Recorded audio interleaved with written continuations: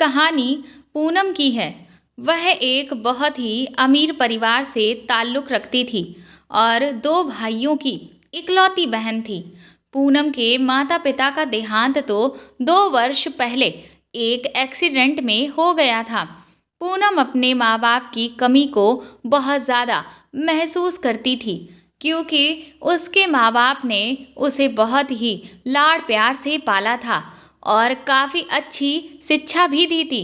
उसके माँ-बाप चाहते थे कि उनकी बेटी नौकरी करे, इसलिए उन्होंने उसे काफ़ी अच्छे स्कूल और कॉलेज में पढ़ाया था। आज पूनम की उम्र 24 वर्ष है। पूनम के भाई उसे प्यार तो बहुत करते थे, लेकिन उन्हें उसका ज़्यादा बाहर आना-जाना पसंद नहीं था और वह उसकी नौकरी करने के पक्ष में भी नहीं थे। इसलिए कई बार पूनम अपने माँ-बाप को याद करके बहुत रोती थी कि अगर वह आज जिंदा होते तो उसका करियर बहुत अच्छा होता। वो गांव में रहने वाली मासूम सी लड़की थी। उसके बड़े भैया गांव के सरपंच थे और बड़े ही दबंग इंसान थे। छोटे भैया शहर पढ़ने के लिए गए हुए थे। उसकी जिंदगी ठीक ठाक गुजर रही थी, क्योंकि रुपए पैसों की कोई कमी नहीं थी। घर में एक दिन उसने अपने भैया से स्मार्टफोन की मांग की। वह अक्सर लोगों को देखा करती थी कि आजकल सभी के पास मोबाइल है, लड़का हो या लड़की हो, सब मोबाइल का इस्तेमाल कर रहे हैं। लोगों को देखकर उसे भी मोबाइल चलाने की इच्छा होती थी, इसलिए उसने अपने भैया से मोबाइल की डिमांड की। उसके बड़े भैया ने फौरन ही उसे नया स्मार्टफोन दिला दिया। नया मोबाइल देखकर वो बहुत ज़्यादा खुश हो गई थी। उसने सोशल मीडिया पर भी अपना अकाउंट बना लिया था। वो अपने अच्छे अच्छे फ़ोटो क्लिक किया करती थी। पूनम बहुत ज़्यादा खूबसूरत थी। जब उसने सोशल मीडिया पर अपना फ़ोटो अपलोड किया तो बहुत सारे कमेंट और लाइक्स आने लगे थे। लोग उसे बहुत ज़्यादा पसंद करने लगे थे। एक दिन सोशल मीडिया पर उसकी बात एक अमित नाम के लड़के से हुई। वह लड़का बहुत ज़्यादा समझदार था। उसने उसे समझाया कि तुम अपने फ़ोटोज़ सोशल मीडिया पर अपलोड मत किया करो। लोग लड़कियों के फ़ोटोज़ का गलत फ़ायदा उठा लेते हैं। तभी पूनम ने अपने सारे फ़ोटोज़ सोशल मीडिया से डिलीट कर दिए। धीरे धीरे उसकी दोस्ती अमित से बढ़ने लगी और उन दोनों की दोस्ती देखते ही देखते कब प्यार में बदल गई उन्हें पता ही नहीं चला। वो रोज़ाना अमित से फ़ोन पर बात किया करती थी और अमित से चैटिंग भी होती थी। वह गांव में रहने वाली लड़की थी और अमित शहर का रहने वाला लड़का था। अमित उसे बहुत प्यार करने लगा था। वह भी अमित से बहुत प्यार करने लगी थी। दोनों एक दूसरे के प्यार में खोते ही चले जा रहे थे। एक दिन उसे पता चला कि उसके भैया ने गांव के ही एक टीचर से उसकी शादी तय कर दी है, लेकिन वो तो अमित से प्यार करती थी, फिर वह किसी और से कैसे शादी कर सकती है। उसने अपनी भाभी को बताया कि वह अमित से प्यार करती है और ऐसे भैया बिना पूछे उसकी किसी से भी शादी कैसे तय कर सकते हैं। उन्हें एक बार उसकी इच्छा तो पूछ ही लेनी चाहिए थी। उसकी भाभी ने कहा कि देखो पूनम, तुम्हारे भैया लव मैरिज पर विश्वास नहीं करते हैं। उनका यही मानना है कि वह तुम्हारे बड़े हैं और तुम्हारे लिए कोई भी गलत फैसला नहीं करेंगे। पूनम ने कहा कि बड़े हैं इसका मतलब ये तो नहीं कि मेरी मर्जी जानने की भी नहीं सोचेंगे। अगर माँ पापा जिंदा होते तो वह मुझसे ज़रूर पूछते, एक बार मेरा रिश्ता कहीं तय करने से पहले। पूनम की भाभी ने कहा कि चलो ठीक है, मैं तुम्हारे कहने पर तुम्हारे भैया से बात करके देखूंगी, लेकिन वह बहुत गुस्से वाले हैं और मुझे नहीं लगता कि वह अपना फैसला बदलेंगे। वह गांव के प्रधान हैं और उनके लिए अपनी इज्जत बहुत मायने रखती है। उसकी भाभी ने जब उसके भैया को बताया कि पूनम किसी और लड़के से प्यार करती है और सोशल मीडिया पर उसकी उससे बातचीत हुई है, तो उसके भैया ने उसका मोबाइल छीन लिया और कहा कि ऐसे लड़कों से दूर रहो, वह बिल्कुल भी अच्छे नहीं होते हैं। पूनम ने कहा कि भैया अमित ऐसा नहीं है, वह मेरा बहुत ख्याल रखता है और एक बार आप उससे मिलकर देख लें, बात करके देख लें। अगर आपको वह अच्छा ना लगे तब आप उसके लिए अपनी कोई राय बनाएं। बिना मिले, बिना देखे ही आप उसे गलत कैसे कह सकते हैं? अगर आप चाहें तो उसके बारे में पता भी कर सकते हैं। अरेंज मैरिज में भी तो एक अनजान लड़के के बारे में सिर्फ लोगों के जरिए पता ही तो किया जाता है।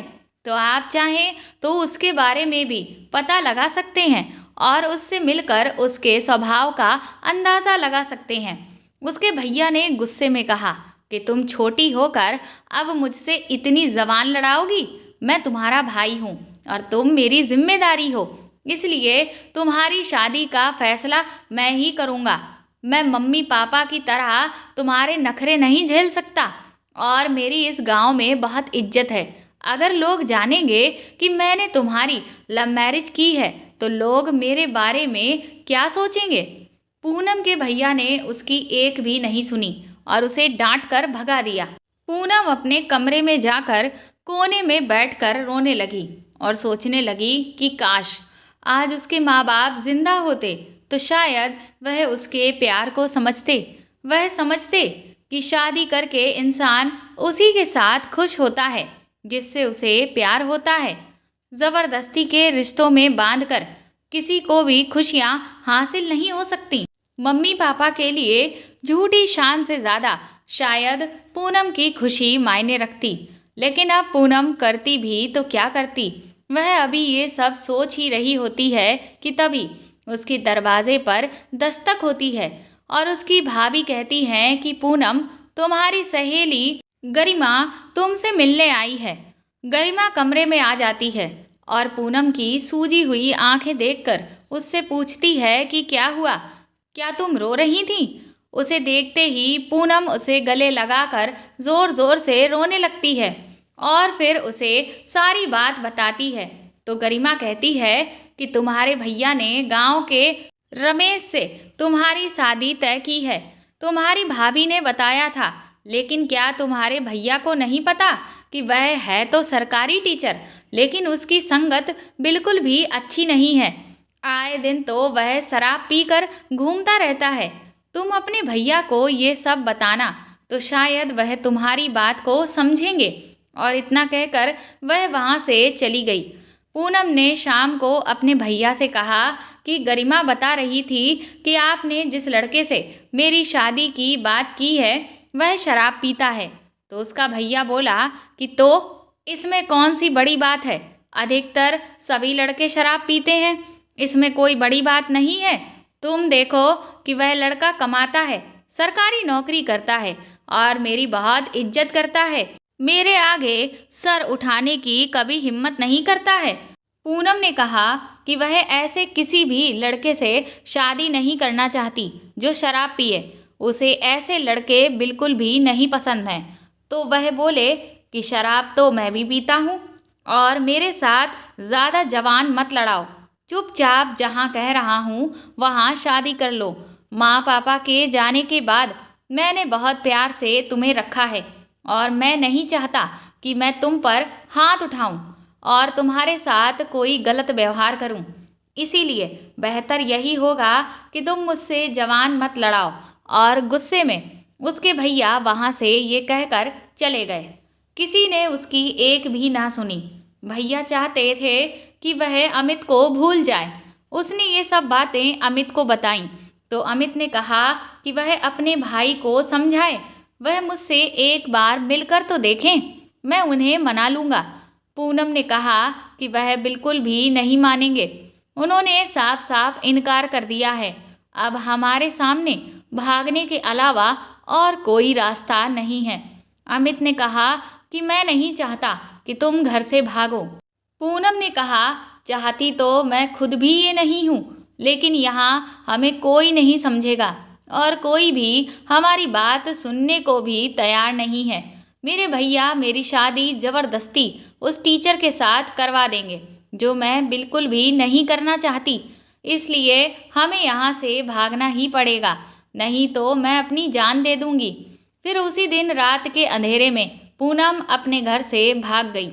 रात के अंधेरे में जब वह अपने घर से भागी तो कोई भी उसे देख नहीं पाया था और अमित के बताए हुए पते पर वह चली गई। जब पहली बार उसकी अमित से मुलाकात हुई तो वह बहुत ज़्यादा खुश हो गई थी, क्योंकि उसने पहली बार अमित को देखा था। अमित भी उसे देखते ही बहुत खुश हो गया था। अमित के परिवार में कोई भी नहीं था और जिस शहर में अमित रहता था उसने पूनम को भी अपने साथ वहीं पर रख लिया था। उन दोनों ने अगले दिन कोर्ट में जाकर कोर्ट मैरिज कर ली थी। उसके बाद वह दोनों पति पत्नी बन गए थे। इधर गांव में पूनम के भैया का गुस्से से बुरा हाल था और वह बौखलाए हुए घूम रहे थे। पूनम की जिंदगी बहुत अच्छी गुजर रही थी। अमित भी बहुत मेहनती लड़का था। वह अपना काम बहुत मेहनत से करता था। अमित के साथ जिंदगी गुजार कर वह बहुत खुश थी। वो अपने घर से भागकर आई थी। ज़रूर उसके भैया ने उसे ढूंढने की कोशिश की होगी, लेकिन उसे कोई फर्क नहीं पड़ता था। वह यही सोच रही थी कि जब भैया को मेरी किसी भी खुशी से कोई मतलब ही नहीं है तो मैं भी उनके बारे में क्यों सोचूं। वह अपने पति के साथ बहुत ज़्यादा खुश थी। अगर वह अपना घर छोड़कर नहीं आती तो उसके भैया उसकी कहीं और शादी करवा देते। वह अमित से अलग नहीं होना चाहती थी। अमित उसकी छोटी छोटी ज़रूरतों का पूरा ख्याल रखता था। उसको एहसास था कि पूनम उसकी खातिर सब कुछ छोड़कर आई है। अपनी ज़िंदगी का ये फैसला करके कभी भी वह नहीं पछताई थी। लेकिन एक दिन उसके साथ ऐसा हुआ जो उसने कभी नहीं सोचा था। उसकी खुशियों को अचानक ही किसी की नज़र लग गई। एक दिन उसके पास फ़ोन आया कि उसके पति अमित का एक्सीडेंट हो गया है। उसके तो पैरों तले की ज़मीन ही निकल गई थी। वह भागते हुए अस्पताल गई। उसने देखा उसके पति ने मौत को गले लगा लिया है। ये देखकर पूनम बहुत रोई। उसके बाद उसने खुद को संभाला, क्योंकि उसके पति के परिवार में उसके पति के अलावा और कोई भी नहीं था। उसने अपने पति का अंतिम संस्कार किया। वह अपने कमरे पर वापस लौट आई। अब उसे समझ नहीं आ रहा था कि वह अकेले अपनी इतनी लंबी जिंदगी कैसे बिताएगी। उसने अपनी भाभी को फ़ोन किया और उन्हें अपने पति की मौत के बारे में बताया। उन्होंने कहा, पूनम, मुझे तुम्हारे लिए बहुत बुरा लग रहा है, लेकिन तुम यहाँ गांव में बिल्कुल भी मत आना, क्योंकि तुम्हारे भैया को तो तुम अच्छे से जानती ही हो, तो वो तुम्हें जिंदा नहीं छोड़ेंगे और तुम्हारे भैया ने तुम्हें मरा हुआ घोषित भी कर दिया है। उन्होंने गांव में ये खबर फैला दी कि तुम्हारी एक हादसे में मौत हो गई है और झूठी लाश लाकर गांव वालों को दिखा दी। अब मैं चाहकर भी तुम्हारी कोई मदद नहीं कर सकती, वरना तुम्हारे भैया मेरे साथ बहुत बुरा बर्ताव करेंगे। और उसकी भाभी ने रोते हुए फ़ोन रख दिया। उसकी भाभी ने हिम्मत करके पूनम के भैया को पूनम के बारे में बताया तो उन्होंने उसकी भाभी का हाथ बहुत कस के दबा दिया और बोले कि वो हमारे लिए मर चुकी है। वो उसके साथ चाहे जो हो, मुझे कोई फ़र्क नहीं पड़ता। आज के बाद उससे गलती से भी बात मत करना, वरना तुम्हारा वो हाल करूँगा कि रूह कांप जाएगी। भाई की ऐसी बातें सुनकर पूनम को बहुत ज़्यादा बुरा नहीं लगा, क्योंकि उसे पूरी उम्मीद थी कि उसके भैया इसी तरह की हरकत करेंगे, क्योंकि उनके लिए अपनी शान से बढ़कर कुछ भी नहीं है। लेकिन अब वह अपनी ज़िंदगी कैसे गुजारती, उस पर तो परेशानियों का पहाड़ टूट पड़ा था। अमित को मरे हुए 1 महीना हो चुका था। कुछ दिनों तक तो आस पड़ोस के लोगों ने उसकी मदद की, लेकिन वह लोग भी आखिर कब तक पूनम की मदद करते। जब अपने मदद नहीं कर रहे हैं तो फिर गैर भी कहाँ तक मदद करेंगे। कुछ दिन तो उसने घर की कुछ चीज़ों को बेचकर अपना गुजारा किया, लेकिन फिर एक दिन मकान मालिक अपना किराया लेने के लिए आ गया। उसके पास इतने पैसे नहीं थे कि वह मकान मालिक को उनका किराया दे सके, इसलिए मकान मालिक ने उसे घर खाली करने को कह दिया। पूनम के इतने बुरे दिन आ गए थे कि उसके पास कुछ भी बेचने के लिए भी नहीं बचा था और वह भूख से मर रही थी। अपने पति को बहुत ज़्यादा याद कर रही थी। तभी उसके कमरे के दरवाजे की कुंडी बजी और उसने जब दरवाज़ा खोला तो वहाँ कोई नहीं था, पर नीचे एक पैम्पलेट पड़ा हुआ था। जब उसने वह पैम्पलेट उठाकर देखा तो उसमें लिखा था कि 4 साल के बच्चे की परवरिश के लिए एक केयर टेकर चाहिए, सैलरी 5,000 रुपये और रहने खाने की व्यवस्था भी मिलेगी। नीचे एड्रेस और नाम लिखा था। जो नाम लिखा था वो इंस्पेक्टर विक्रम का था। उसने अपनी किस्मत को शुक्रिया कहा। पूनम एक पढ़ी लिखी लड़की थी। उसके माँ बाप ने उसे ग्रेजुएशन तक की पढ़ाई करवा दी थी और अब उसने तय कर लिया था कि वह इस नौकरी के लिए इंटरव्यू देने ज़रूर जाएगी। और उसने जल्दी जल्दी अपने कपड़े बदले और वहाँ से वह उस पैम्पलेट पे दिए हुए एड्रेस पर पहुँच गई। वो एक पुलिस स्टेशन का एड्रेस था। वहाँ पहुंचकर उसने एक सिपाही को वो पैम्पलेट दिखाई तो उस इंस्पेक्टर के पास लेकर गया। इंस्पेक्टर ने उसको पूरा ऊपर से नीचे तक घूर कर देखा।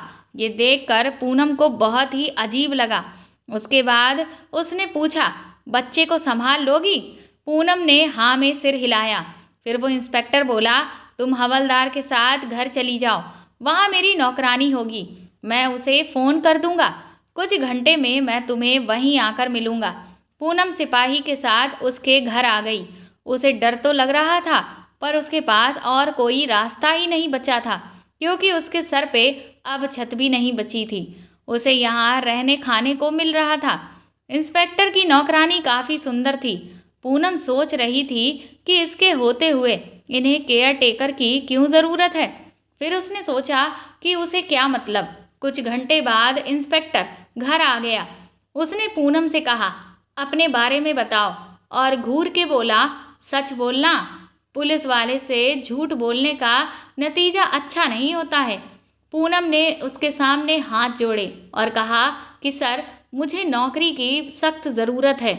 और पूनम ने अपनी पूरी कहानी उसको बताई कि कैसे वो घर से भागी और फिर उसका पति मर गया और आज सुबह से उसने कुछ नहीं खाया है।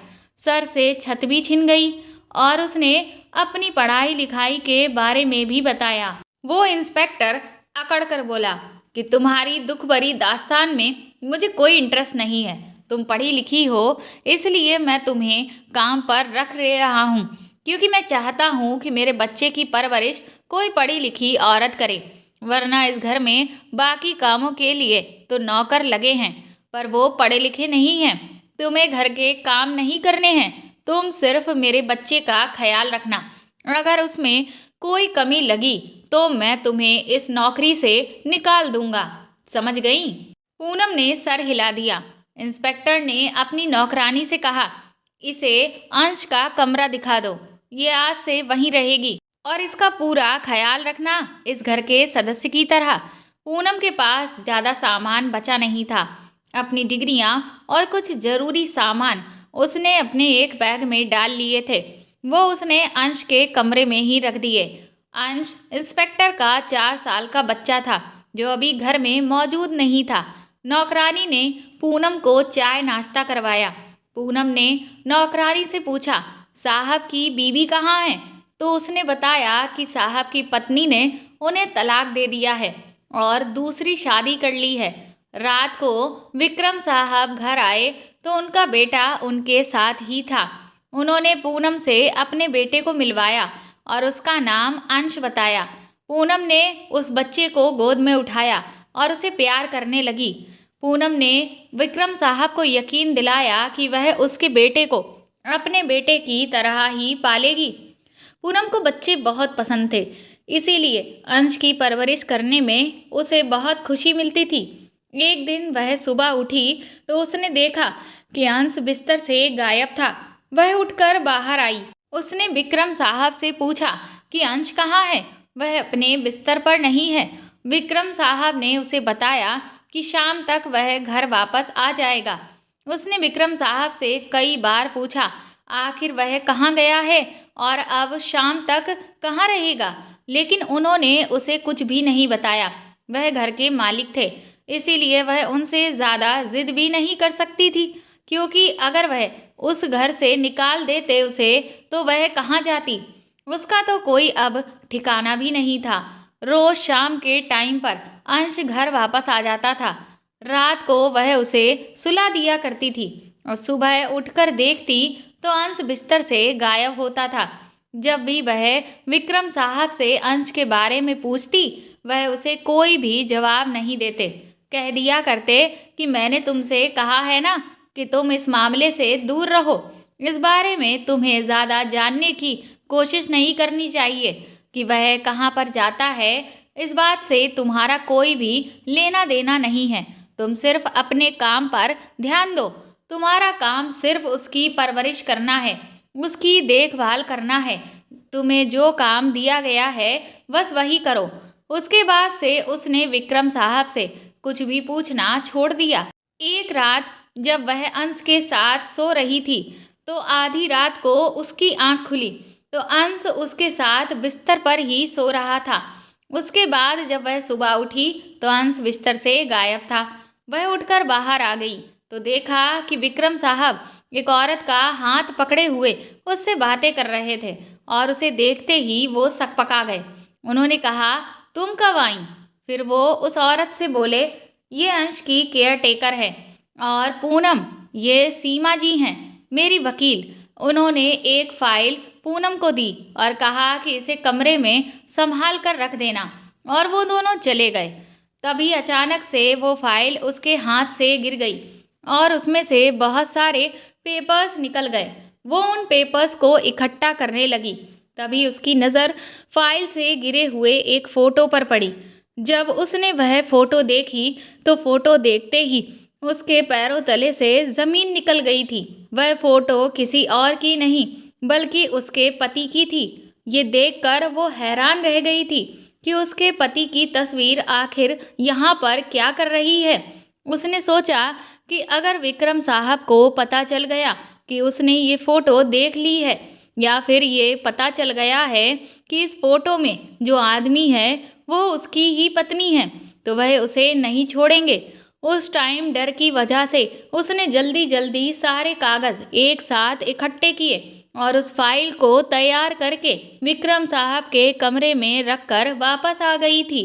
लेकिन अब उसे डर लगने लगा था और सबसे बड़ी फिक्र की बात तो ये थी कि उसे पहले से ही विक्रम साहब के देखने का तरीका अजीब लगता था।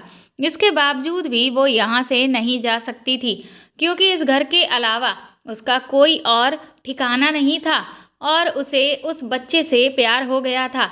ऐसा लगता था जैसे ये बच्चा उसका ही है और अब उसे इस फोटो का राज भी जानना था। आखिर इस पुलिस वाले आदमी के पास उसके पति का फोटो कैसे आया? मुझे डर लग रहा था कि कहीं कुछ गड़बड़ ना हो जाए। कहीं ऐसा ना हो कि उसके भाइयों ने अमित को ढूंढने के लिए इस पुलिस वाले से रिपोर्ट लिखवाई हो। लेकिन उसके भाइयों ने तो अमित को देखा ही नहीं था। उसके कुछ भी समझ में नहीं आ रहा था। न जाने उसके दिमाग में क्या क्या ख्याल आ रहे थे। उस आदमी से पूछने की तो उसके अंदर हिम्मत नहीं थी। एक रात पूनम को तेज प्यास लगी तो वो किचन से पानी लेने के लिए गई। पानी पीकर वो वापस आ ही रही थी कि तभी विक्रम साहब के कमरे से उसे अजीब अजीब सी आवाज़ें आती सुनाई दी। वो सोचने लगी कि विक्रम साहब तो अकेले सोते हैं, फिर ये आवाज़ें कैसी आ रही हैं। धीरे धीरे वो आवाज़ें तेज हो गईं तो उसने की होल से देखा तो अंदर का नज़ारा देख पूनम के तो पैर कांपने लगे। विक्रम साहब अंदर एक औरत को झुका के पीछे से उसे ज़ोर ज़ोर से धक्के मार रहे थे। इससे आगे उससे देखा नहीं गया। वो औरत कौन थी ये भी दिख नहीं पाया था। डर के कारण उसकी हालत खराब हो गई थी। वो चुपचाप बिस्तर पर लेट गई और सोचने लगी कि साहब अच्छे आदमी नहीं हैं। तभी उनकी पत्नी ने उन्हें तलाक दे दिया। वो मुझे भी कैसे घूर घूर के देखते हैं। अब तो वो खुद को इस घर में असुरक्षित महसूस करने लगी थी। उसके बाद भी 2-3 बार ऐसा ही हुआ कि रात को उसकी आंख खुलती तो साहब के कमरे से आवाज़ें आती सुनाई देती। उसका और साहब का कमरा लगा हुआ ही था। एक दिन वो सोई नहीं उसने सोचा आज वो देखेगी कि साहब के साथ कौन औरत होती है। तो वो लेटे लेटे इंतजार करती रही। जैसे ही सुबह के 3 बजे दरवाज़ा खुलने की आवाज़ आई, वो धीरे से दीवार की आड़ में खड़े होकर देखने लगी। उस औरत पर जब उसकी नज़र पड़ी तो उसकी आंखें फटी की फटी रह गई थी, क्योंकि वो तो नौकरानी थी जो घर में खाना बनाने का काम करती थी। अब तो उसे कुछ समझ ही नहीं आ रहा था। उसे लग रहा था कि वो इस घर से भाग जाए, कि कहीं उसके साथ कुछ गलत ना हो जाए। लेकिन उसकी मजबूरी, वो भाग भी नहीं सकती थी। वो चुपचाप सो गई। सुबह उसे उठने में देर हो गई थी। उठते ही उसके दिमाग में कल रात की बातें आने लगीं और वो सोचने लगी कि विक्रम साहब उस दिन अपनी वकील का हाथ पकड़े थे। कल नौकरानी के साथ वो ये सोच ही रही थी, तभी उसने देखा अंश बिस्तर पर नहीं था। पता नहीं विक्रम साहब उसे दिन में कहाँ छोड़ आते हैं। अब पूनम को इस घर में बहुत अजीब लग रहा था। नौकरानी थोड़ा लंगड़ा कर चल रही थी। उसने पूछा क्या हुआ, तो बोली पैर में मोच आ गई है। उसके दिन अब मुश्किल से उस घर में कट रहे थे। रात को जब वो कमरे में जाने लगी तो नौकरानी ने उसे ग्लास में दूध दिया पीने को। उसने कहा ये किस लिए, तो बोली विक्रम साहब ने आज से नियम बनाया है कि रात में सबको दूध पीना है। उसे बड़ा अजीब लगा, पर विक्रम साहब कुर्सी पर सामने बैठे उसे ही घूर रहे थे, तो उसने दूध पी लिया और अपना कमरे में चली गई। अंश को वो सुला ही रही थी कि उसे भी बहुत तेज नींद आने लगी और वो कब गहरी नींद में सो गई पता ही नहीं चला। सुबह काफ़ी देर से उसकी आंख खुली। उसका सर भारी भारी हो रहा था और शरीर भी बहुत दर्द हो रहा था और उसे अपने कपड़े भी कुछ अस्त व्यस्त लग रहे थे। उसे समझ नहीं आ रहा था क्या हुआ। रोज की तरह अंश बिस्तर पर नहीं था। वो उठी तो उसे चलने में भी दिक्कत हो रही थी। मुश्किल से उसने जैसे तैसे नहाया धोया। फिर उसने ध्यान दिया कि हफ्ते में एक दिन उसके साथ ऐसा होता था। 1 महीना यूं ही गुजर गया था और वो समझ नहीं पा रही थी कि उसके साथ क्या हो रहा है। उसे इस घर में आए हुए 2 महीने हो गए। 1 महीना तो उसका बहुत आराम से गुजरा, पर पिछले 1 महीने से उसके साथ अजीब अजीब चीज़ें हो रही हैं। वो ये सब सोच ही रही थी कि तभी उसके दिमाग में आया कि शुरुआती महीने में वो रात को सोने से पहले दूध नहीं पीती थी। पिछले 1 महीने से ही वो रात में दूध पीती है, लेकिन दूध तो वो रोज पीती है, पर रोज तो उसके साथ ऐसा नहीं होता। हफ्ते में एक बार ही होता। फिर उसने सोचा इस हफ्ते मैं दूध नहीं पीऊँगी। अगर उसकी वजह से होगा तो पता चल जाएगा। नौकरानी उसके कमरे में दूध दे जाती थी और वो रोज वो दूध खिड़की से फेंक देती थी। 4 दिन यूं ही गुजर गए, कुछ भी नहीं हुआ। इसलिए 5वें दिन वो बेपरवाह होकर सो गई। आधी रात बीतने के बाद उसे कमरे में कुछ हलचल लगी, जिससे उसकी आंख खुल गई, लेकिन वो बिल्कुल भी हिली नहीं। फिर उसे महसूस हुआ कि कोई उसके बिस्तर के पास आया है। वो यही सोच रही थी कि साहब की इतनी हिम्मत हो गई कि वो मेरे साथ, आज मैं इन्हें छोड़ूंगी नहीं। उसके बाद उस आदमी ने जैसे ही उसके सीने पर हाथ रखा, पूनम ने तुरंत नाइट लैंप जला दिया। उसके बाद सामने का नज़ारा देख उसके होश उड़ गए। कमरे में जो आदमी था वो विक्रम साहब नहीं, बल्कि उसका ही पति था। पूनम को तो चक्कर ही आने लगे। उसका पति तो मर गया था, फिर वो यहाँ कैसे? उसे यकीन नहीं आ रहा था कि वह जिंदा है और बिल्कुल सही सलामत है, उसके सामने खड़ा है। अमित भी उसकी तरफ गौर से देख रहे थे और उनकी आंखों में उस वक्त आंसू नजर आ रहे थे। अमित ने उससे कहा, पूनम यकीन कर लो, मैं ही हूँ, तुम्हारा अमित, जो तुमसे बहुत प्यार करता है। देखो मैं जिंदा हूँ। और ये कहते हुए वह उसके पास आया। पूनम उसको छूकर देख रही थी। उसे अब यकीन हो गया था कि वह सच में ही जिंदा है और उसके सामने बैठा है। वो उनके गले से लगकर खूब रोने लगी। वह भी उससे लिपटकर खूब रो रहा था। अमित के जाने के बाद उसके साथ जो कुछ भी हुआ था वह सब याद करके उसे बहुत ज़्यादा तकलीफ हो रही थी। उसने अमित से पूछा, अगर आप जिंदा थे तो वह कौन था जिसकी डेड बॉडी उसने देखी थी हॉस्पिटल में? और उसने अमित से कहा कि आपको मालूम था कि मेरा आपके अलावा इस दुनिया में कोई भी नहीं है, तो आप इतने महीने तक मुझसे दूर क्यों रहे? वो रोए चली जा रही थी और कहे जा रही थी। अमित ने उससे कहा, क्योंकि मेरे पास बहुत सारे ऐसे राज हैं जिसको सुनकर तुम चौंक जाओगी।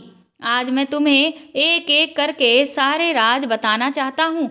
सबसे पहले तो पिछले 1 महीने से हर हफ्ते मैं ही तुम्हारे पास यहाँ आता था, क्योंकि मैं तुमसे मिलना चाहता था। उसने कहा, अमित, अगर आप जिंदा थे तो आप इतने टाइम से कहाँ पर थे? मुझे आपके बारे में सब कुछ जानना है। अमित ने उससे कहा कि मैं तुम्हें अपने बारे में सब कुछ बता दूंगा। जब तुम अपना घर छोड़ने के बाद यहाँ पर आ गई थी और हमने शादी कर ली थी, तो कुछ दिनों के बाद तुम्हारे भाइयों ने भी यहाँ आकर हमारे बारे में सारी इन्फॉर्मेशन निकाल ली थी। उन्होंने अपने गांव में तो सबको ये बता दिया था कि तुम मर चुकी हो एक एक्सीडेंट में, और मौके पर ही तुम्हारी मौत हो गई थी। तुम्हारे भाइयों ने गांव में झूठ बोल दिया था और तुम्हें मरा हुआ साबित कर दिया था, लेकिन वह लोग मेरे दुश्मन हो गए थे क्योंकि मैंने तुमसे शादी कर ली थी। मेरी जान मुसीबत में आ गई थी। मैं नहीं चाहता था कि तुम भी दर दर की ठोकरें खाती फिरो, क्योंकि मैं तुम्हें छोड़कर जाने वाला था। मुझे पता चल गया था कि तुम्हारे भाई मुझे जगह जगह ढूंढ रहे हैं। तुम्हारे भाइयों ने मुझे बार बार कई नौकरियों से निकलवाना शुरू कर दिया। एक दिन तुम्हारे भाइयों को मेरे मोबाइल नंबर के बारे में पता चल गया और उन्होंने मुझे फ़ोन किया। फ़ोन करके उन्होंने मुझे जान से मारने की धमकी दी और कहने लगे कि मेरे साथ साथ वह तुम्हारी भी जान ले लेंगे।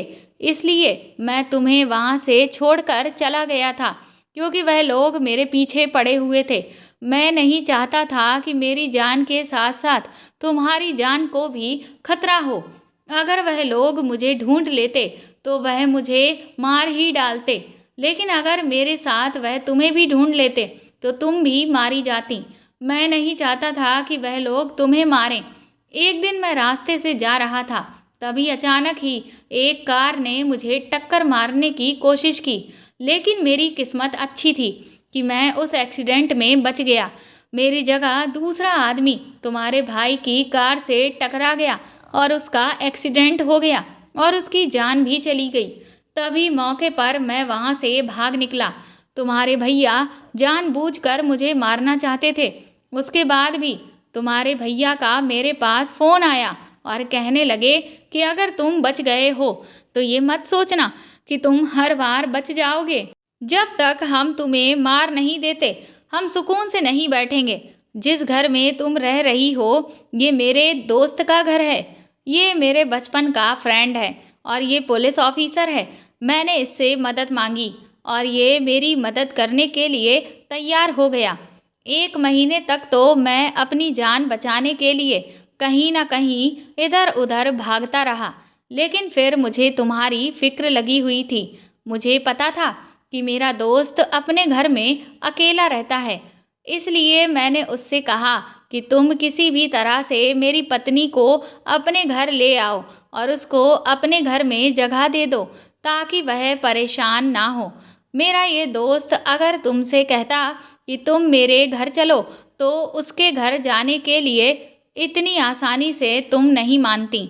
इसलिए उसने सोचा कि ये अपने बेटे अंश की परवरिश करने के लिए कहेगा तो तुम मान जाओगी और परेशानी की खातिर आसानी से तुम उसके घर पर जाकर रह लोगी।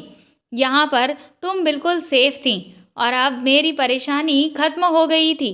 मेरे दोस्त ने अपनी वकील के साथ मिलकर तुम्हारे भाइयों को गिरफ्तार कर लिया, जिन्होंने मुझ पर जानलेवा हमला किया और मुझे जान से मारने की धमकी दी थी।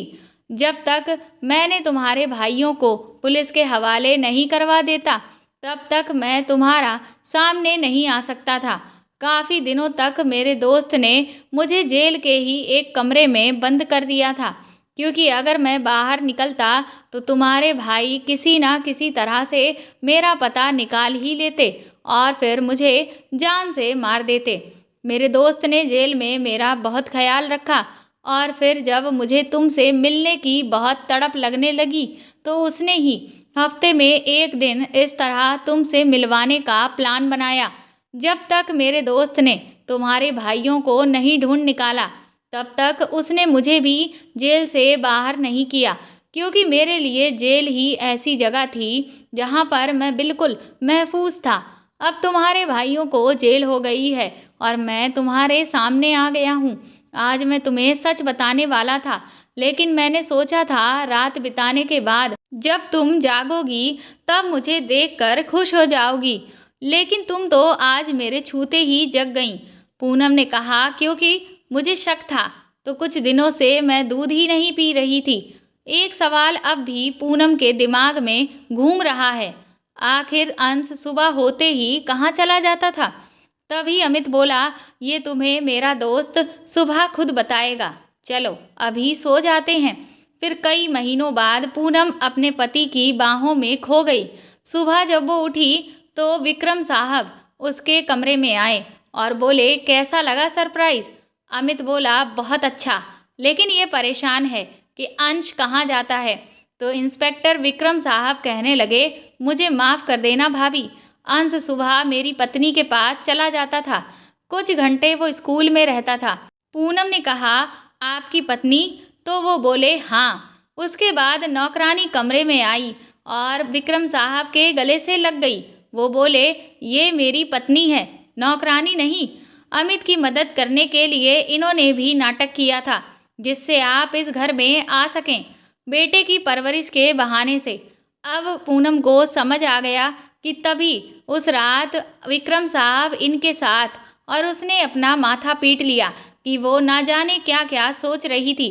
आज इस घटना को 1 महीना बीत गया है। पूनम अपने पति के साथ बहुत खुश है।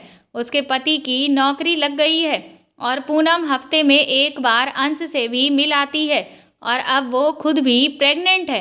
दोस्तों, घर से भागना बेहतर नहीं है, पर घर वालों का भी फर्ज बनता है कि वो अपने घर के लोगों के प्यार को समझें, उनकी पसंद की इज्जत करें और ज़बरदस्ती की शादी ना कराएं। तो घर से भागने के फैसले भी कम हो जाएंगे, क्योंकि कोई भी ये फैसला खुशी खुशी नहीं लेता। जब लोग उसे नहीं समझते तब मजबूरी में लोग ये फैसला लेते हैं।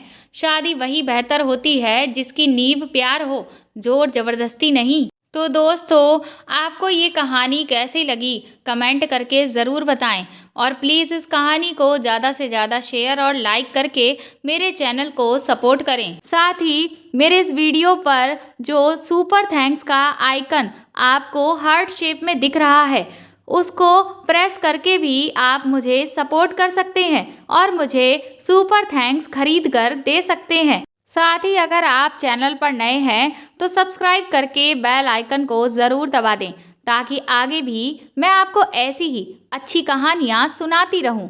Thank you.